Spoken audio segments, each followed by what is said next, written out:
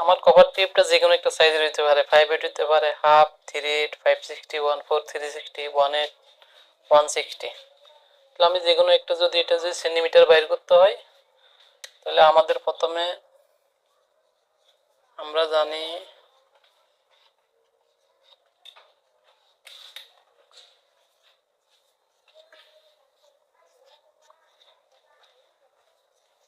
আমরা জানি 1 ইঞ্চি সমান সমান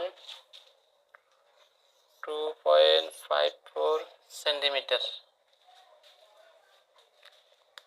এটা হচ্ছে সেন্টিমিটার সূত্র। 1 ইঞ্চি সমান 2.54 সেন্টিমিটার।